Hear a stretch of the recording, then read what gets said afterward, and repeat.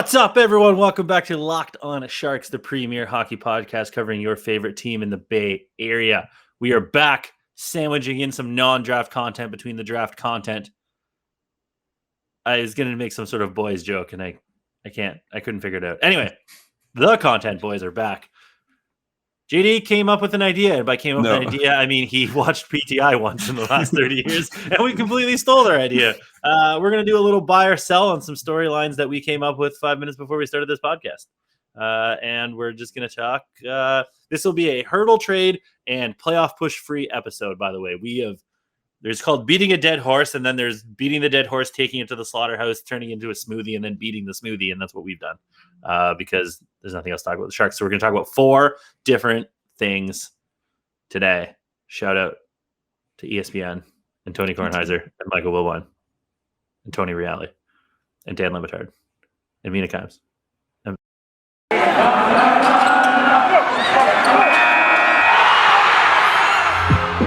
You're Locked On Sharks, your daily podcast on the San Jose Sharks. Part of the Locked On Podcast Network, your team every day.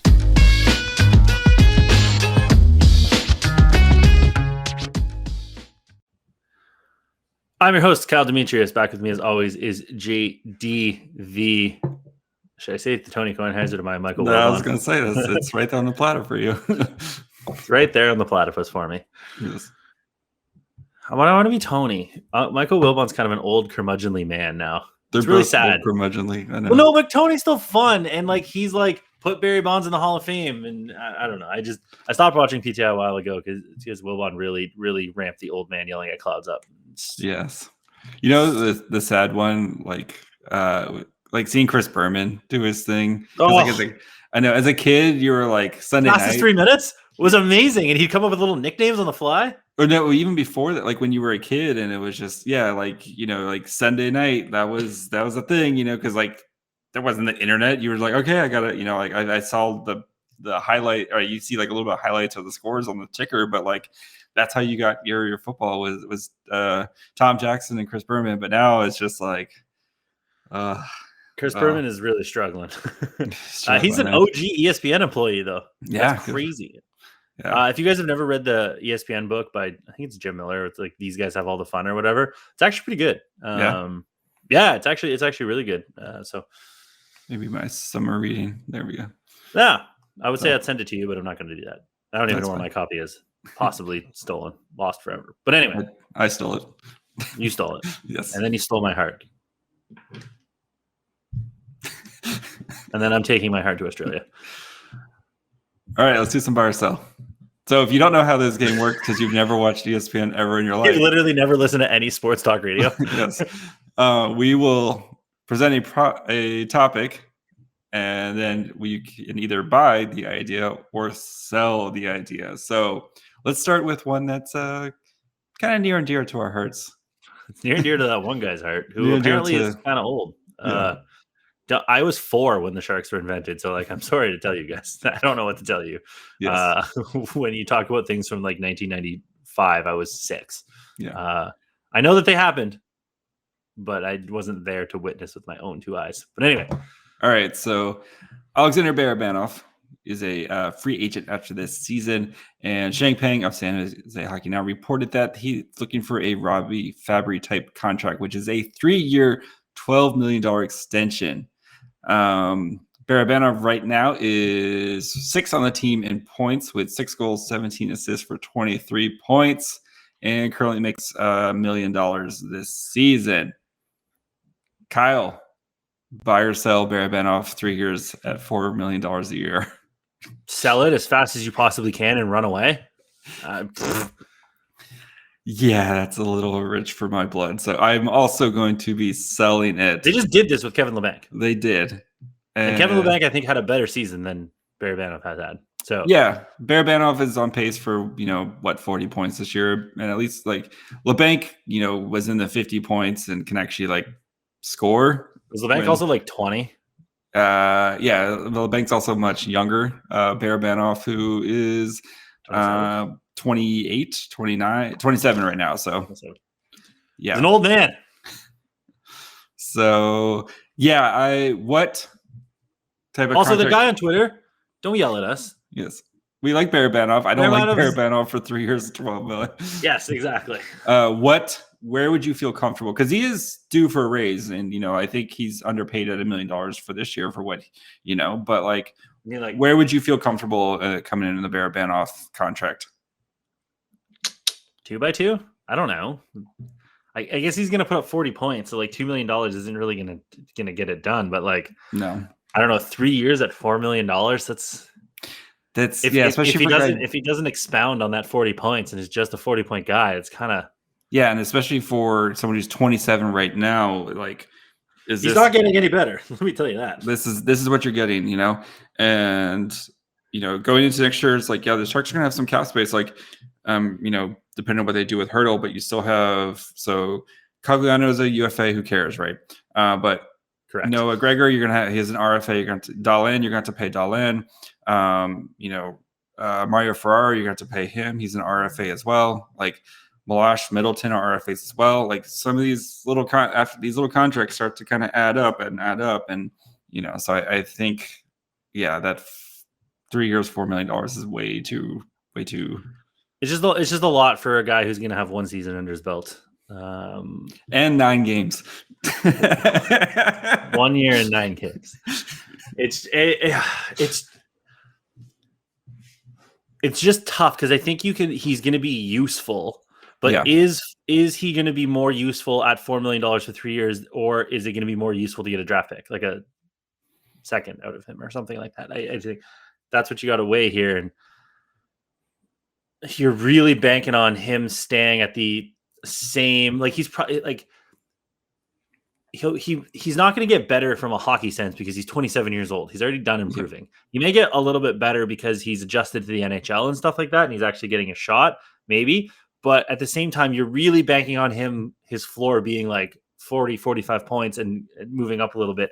I just don't see, with young guys coming in and they got to kind of think to the future, he just might be more useful as a trade deadline guy and just sucking all of the assets you can get out of him, rather than $4 million is a lot of money. And Kevin Labanc is coming back. You got to pay Tomas Hertl if he's sticking around. Yep. And that cap space, you can go and use that $4 million to get an actual more impactful player this offseason. So for $3 million, I'd say 2.5, 3, and I would not go more than I would do it 2x3. 2 years, $3 million, and then just see where you're at in 2 years. So, for comparison, Robbie Fabry this year, 45 games, 12 goals, 10 assists for 22 points on the Red Wings. Last year, 30 games, 10 goals, 8 assists, 8 for 18 points. And the year before that, 52 games, 14 goals, 17 assists for 31 points, all with the Red Wings. So, is that? His ask of a Robbie Fabry contract is kind of in line, because it's fair. He's going to put up very similar numbers to what Robbie Fabry's doing, but if Tampa rolls into town and is hey, we'll give you our first or second, or no, the scenario is the first. Toronto is hey, we want him back. Here's our first. We missed you. Yeah. Well, you know what I mean? He makes $1 million at the deadline. He's going to make literally nothing. At the deadline, he's going to be cost $200,000 on somebody's cap. It's going to be nothing. Yep. So he's going to be sought after, and he can help a team. Yeah. So it's.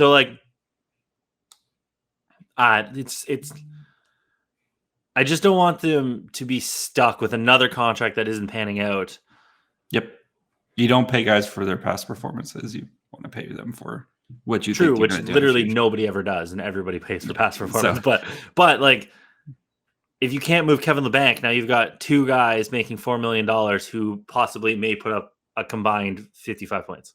Yep. Kyle, John. I got some money in my pocket, and I want to make that money more money. Where could I do that with my sports acumen? Wall Street? My sports acumen. Oh, Ball Street. Yes. Or BetOnline.net. So BetOnline's got you covered this season with more props, odds, and lines than ever before as football continues its march right to the big game on Sunday. BetOnline.net remains the best spot for all of your sports scores, podcasts, and news this season. And it's not just football. BetOnline's got you covered with up-to-the-minute info on pro and college hoops, NHL, boxing, UFC, right along with live real-time updates on current games. Don't wait to take advantage of all the new amazing offers available for the 2022 season. BetOnline, where the game starts. I'm going to the store after this to buy mini Chips Ahoy's. Very excited for That's you. a good investment right there. Yes. I'm very excited. It closes in an hour. Once again, the sandwich-laden heavy portfolio paid off for the hungry investor. The Simpsons jokes have really gone through the roof in the last couple of weeks. That's how you know the Sharks aren't very good. That's a Futurama joke, though. But anyway. Same thing. Same, but different. Who do you got? It's your turn. Oh, we already blew the format, though, because I was supposed to do the other one. Anyway. Buying or selling? Rudy's hot streak continuing and him being a top 6 guy. All right, so Balcers. We're just doing all the hits. Barabanov versus Balcers. Yeah. Balcers. 4 goals in the last 6 games. He's hot fire right now. He is hot fire. And you know what? I'm going to buy it. I think Rudy playing with Barabanov and Couture, I think that's it's a nice solid line. Rudy's one of those guys who's he's going to score those kind of greasy goals. We've seen with Barabanov's passing and Couture, if Couture can we talked about on Tuesday, if he can get back to that, being a solid 2C guy, I think Rudy's going to be the biggest benefactor on that line. So I'm going to buy it. I'm going to sell it. Not because I don't believe in Rūdolfs. I just want to yell Rudy on the podcast a lot. So Rudy! I can't believe we haven't photoshopped Rudy onto the Rudy poster yet. Yeah, it's too easy. It's true. That is low-hanging fruit. That's for Locked On Senators or some bullshit. Not for us. We give you quality memes, like when William Eklund and Thomas Hertl are doing the creation of Adam. Or William Eklund as the Bachelor. Or the Teletubbies son. Yeah, William Eklund as the Bachelor is great. Come on, guys. Retweet that more. Get us recognized by the Bachelor. Yes. Or the Sharks. The Sharks. Remember, Sharks, if you're listening, we will sell out. You can pay us lots of money. You can pay us lots of money in 2 ways. 1 way. Hire us and we will do a pro propaganda Sharks podcast. 2, pay us to stop podcasting. I will gladly take a large sum of money. Yeah, if you give me $10,000 to not podcast with the Sharks again, I will gladly take it and be out of here. You guys know our terms. You guys know where to find us. LockedOnSharks@gmail.com. Thank you for your service. They haven't emailed us, so thank you for your service. Locked On for San Jose Sharks. I'm selling it just because I think Rudy is one of those guys that we've seen through his career where he's like, wow, Rudy's coming around, pops up, can play well with the big boys, then he goes back down. And he goes, I think he's more of a Swiss Army knife than the solid top 6 guy. And again, with Barabanov, Rudy may be more valuable as a trade deadline guy. You could get rid of him probably pretty easily. I know. So Rudy is 2 years, $1.5 million on his contract. So this year and next year. So maybe not. So Rudy's not a trade deadline guy this year. Unless somebody really wants him, then sure, go nuts. Could be like the Barkley Goodrow thing where it's do you want somebody with term? But yeah. So that was a little different. It's just Rudy. It's just Rudy. It's not Barkley, first line center. I think if you trade Barabanov and give Rudy that other top 6 spot full time for the rest of the year, then you really can flesh out what's going on here. But again, they're always competing. I don't know after the sample size that we've had from Rudy in Ottawa and San Jose and stuff like that. Is he going to be a solid contributor in and out, game in, game out, or for long stretches of time? Because we've already seen him not be that. So when we go and look at his stats, my nose is so itchy and I haven't done any drugs. So in his 2 years now with the Sharks, so he's got 71 games played, 14 goals, 18 assists, so 32 points. So 1.5 points. Yeah, he's gonna pass his total. So last year he had 17 points in 41 games. He's already got 15 in 30 this year. So he's gonna pass it probably. But what's 14 and 30? Is he a 40-point player a year? I just don't know. And that's where I think I'm selling his hot streak is he that top guy, or does he just look nice is he that classic guy where he looks nice for 2 or 3 games with the top guy while somebody's injured or whatever, and then he goes back down. So I think he's a really good, if he's on your third line consistently, I think you're in a good spot with there, because you got to remember he was born in 1987, so he's turning 25 this year already. And when you look back at he played in the Norwegian league, that's unreal. In what year did he get drafted? Where's his draft? 2015. So in his draft minus 1 year, he had 58 points in 22 games in the Norwegian League, which doesn't really mean anything. And then the next year after, he had 21 points in 36 games. Then he played a bunch of games in other competitions and stuff like that. He's never really, and then he came over in 2016, 2017. He had 77 points in 66 WHL games. He had an unbelievable WHL scene. Then he went to the CUDA, had 48 and 67. And I think if we're looking back there, I think he's on track. Like going with from 77 points, I guess as an overager, sort of, to 48 and 67. I think you're on a different track. But then he went to the Senators, had 31 points in 43 games. But it's the Senators. Yeah, and then he had 36 points in 33 games. So he's been like a really good AHL guy. Yeah. I just, like you said, I think he's maybe I'm qualified. buying this. No.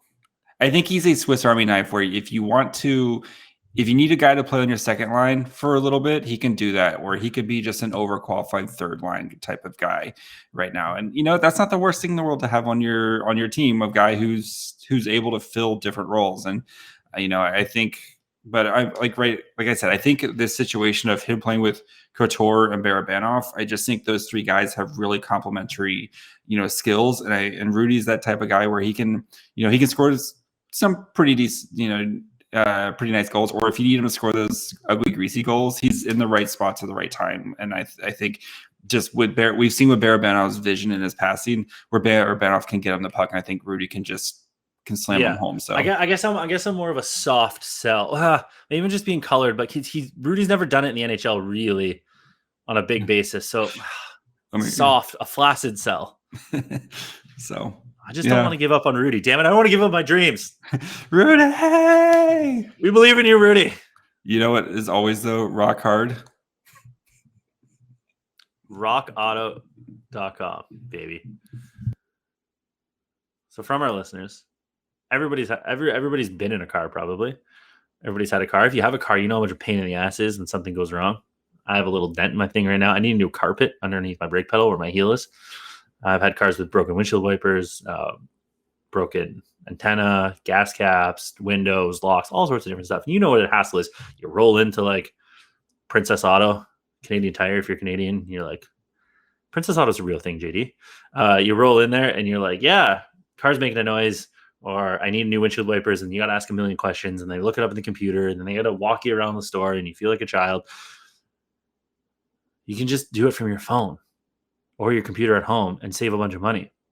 That way you don't have to go out there, and you can just go to rockauto.com and do it yourself, because you save time and money when using Rock Auto. Why choose to spend 30, 50, or even 100% more for the same parts from a chain store or a car dealership?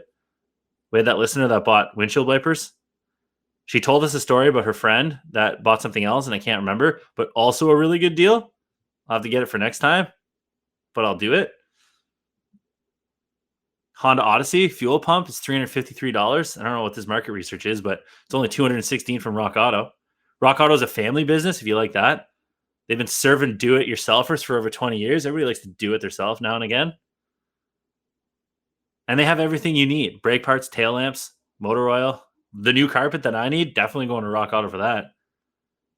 So go explore their easy-to-use website today to find your solution to all your auto part needs. Go to rockauto.com right now and see all the parts available for your car or truck. Write Locked On in their How Did You Hear About Us box so they know we sent you. Amazing selection, reliably low prices, all the parts your car will ever need. rockauto.com. All right, last one. JD, do you like to do it yourself? Occasionally. I don't need to do it myself with the new car now. It does it for me. JD is still happily married to his wife. That's not a divorce joke. JD had a midlife crisis instead. Yes. Buy or sell. Buy or sell, yeah. Bob Boughner is the coach to start the 2022-2023 season. I'm of two minds here. I want to say sell. Mm-hmm. Because I was going to say he's not the hero we need, but the hero we deserve. But we deserve better. But I'm hesitant to say that they're going to switch it up when they've been bad. They're still moving towards a goal, and I don't think that they've got so close to the goal where they've been like, well, Bob needs to go. Bob's holding us back or whatever. From an organizational standpoint. From a me standpoint, I think Bob's held them back every step of the way. So I'm going to say bye, just because I don't think the organization is going to move, but I think next year, a full season of William Eklund and stuff. If they don't make the playoffs next year, if they're not. I just don't. Yeah. The thing that trips me out, though, too, is that they're going to miss the playoffs again for the second season in a row, and that really doesn't happen with San Jose. So do they go with third season in a row? Third season in a row. That hasn't happened since like the early 90s or whatever. Mm-hmm. And Bob has been helmed for most of them? 2.5. So he was DeBoer got fired. Bob was the interim coach, and they took the full. So this will be completing Bob's second season here. So do they say like COVID? It's been weird. He hasn't got There's a lot of factors. There's a lot of ways to talk yourself into not making a coaching change. There's a ton of reasons why they can do it from an organizational standpoint, and that's something that hockey teams do all the time. But I think you're going to bring William Eklund back for a full season. You may get another young guy. Merkley should be on the team full time. I think you might need a coach that can bring those guys up. Yeah, it's like, because we've seen whenever the young guys make a mistake, right? Like what happened? What does Bob do to those guys? Oh, instant bench. Yeah, instant bench. Or back to Sweden. To the only gym in the world. Or it's like, some of these guys, they don't get the same leash, but you hear about like, accountability and stuff like that. And I get Brent Burns has earned his and stuff like that. And this isn't a Brent Burns thing, but like you would just like to see it a little bit more evenly distributed between the two, and the power play is a piece of shit. Like, we can say that it's piece of shit. It's bad. And like, that's the thing is like, what does Bob Boughner kind of bring, right, to the team? So handsomeness. Ruggedness, handsomeness. But like that's my question, is like what is his thing that he brings to the team? And I'm sure I think the players like him. Like Couture has kind of come out and said like how much he's supported Boughner and stuff like that. But like if he's a people's guy, that's that might be what he does. It's just he's good with the guys in the room, and that's a skill set among itself. But like, I'm just as like an X's and O's type of thing. Like, what does Boughner kind of bring to the fold? And like we saw when Boughner had COVID and Madden was in there, and like the team looked great, and like I know especially with the young guys, and you kind of felt like with John Madden, like some of these young guys got a little bit more run, and they got because like they got a chance to kind of shine. And I want to coach, especially if you're gonna have Eklund, you need a coach who's good at developing younger players, and the Sharks are going to have a lot of younger players coming in. I just don't know if Bob Boughner's that guy. Yeah, and you need a coach too that will unlock Eklund as well. Yeah, that's the thing. Is like, we don't want. I mean, he saw that he kept him on the first or second line, but like he did bench him, against. He did move him down to the third line mid game a bunch of times. It did move him down, so it's like I just think I just would love to see them go in a new direction and go with. I mean, like Ricard Gronberg would be the ultimate wet dream, but just go in a direction that people aren't like. Do something new. Yeah, do literally anything. You know what I mean? Like, there's good coaches out there that like, or like an established coach. Yeah, like they don't even have to be an established. Like, I don't want like an established coach who has like not like a Hitchcock or something like that, but like an established coach who like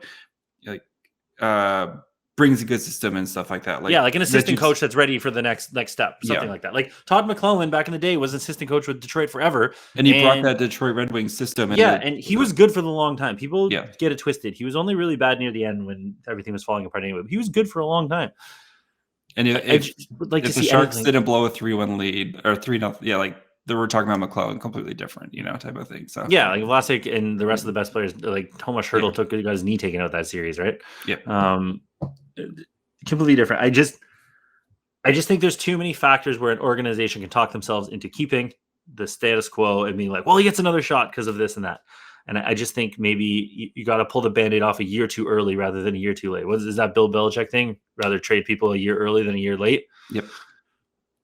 It may burn you, but like he's a coach. There's lots of coaches. Apparently, there's only 32 openings. There's only 34 people qualified to coach. But like Ricard Gronberg's out there. Like Yoel Bouchard was an assistant coach. Like there's guys. There's guys that you can find. I'm sure there's good assistant coaches, young guys.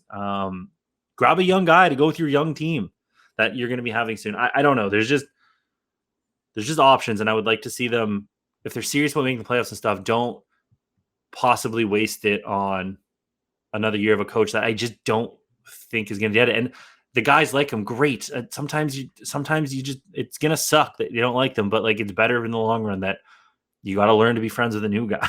Yeah.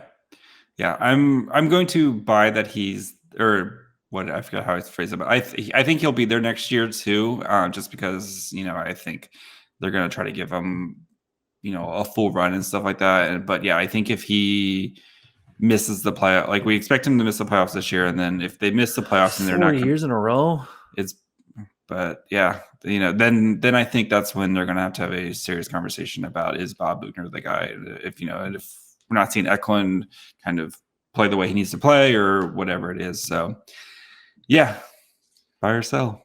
we've tried nothing, man. We're all out of ideas. Yep. If you think we're right, you can let us know at Twitter, Facebook, or Instagram. Check it out. JD puts up all our work on all of them. We also are active on them. We will see your comments. We'll interact with you. You can ask any of the people that we've either chirped or agreed with. We've also turned a lot of people back to our side and bent their will to the dark side. So, like a Kyber crystal. I'm watching Boba Fett. Last episode was amazing. Well, by the time this come out, I don't want to spoil it because people can't. Well, no, I'm saying by the time this comes out, the last episode will be. Oh yes, the penultimate episode was awesome for yes a lot of different reasons, and the major thing, maybe like the second or third most cool thing that happened. A lot of cool shit. Anyway, Kyber crystals. What up? Did you know when they make a Sith red lightsaber, they're actually making the Kyber crystal bleed? Yes, I know. Anyway, we're a bunch of losers. If you want to watch us on YouTube, you can do that at Locked On Sharks. JD at 750 subscribers will he'll just pick one, probably a random draw. A Martin Jones bobblehead, and at 1,000, JD has decided that we're doing recreating the body issue. Oh well, I was gonna say you gotta come. Yeah, you can probably. Yeah, we're doing this. Good luck. Oh, I didn't realize that you wrote the content boys go for 1K YouTube subscriptions. Yes. This is horrifying. Get this off my screen. I don't want to see this anymore. Also, it looks like I have a really long neck. Yeah. Like a giraffe neck.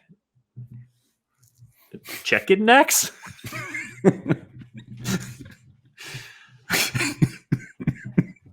What is the setup to that? I gotta look. The way that Ralph says chicken necks always kills me. Hold on. You looked that up. Kyle is at Kyle Demetrius. I'm at my fry hole. Thank you for making us your first listen. Go check out Locked On Bets if you want to make some money, especially with the big game this weekend. You can also check out our Winter Olympics coverage on Locked On NHL, where they've got covering all the NHL, all the hockey games. Kyle, Locked On. Let's go with Locked On. I don't know. Bengals hold on. and Rams. No, what? No. Locked On Bengals. They got enough. They got enough listeners. We got to bring the people to new pods like Locked On Yankees. I'm sure people don't know about the Yankees. I don't know if you know this, JP. People don't know about the Yankees. It's the Fall Out Boy episode, and they're doing casting calls for Fall Out Boy. And Lunch Lady Doris is like, "At last, the world is safe, eh, Fall Out Boy?" Ralph says, "What's for lunch tomorrow?" The casting director goes, "Next," and Ralph goes, "Chicken necks."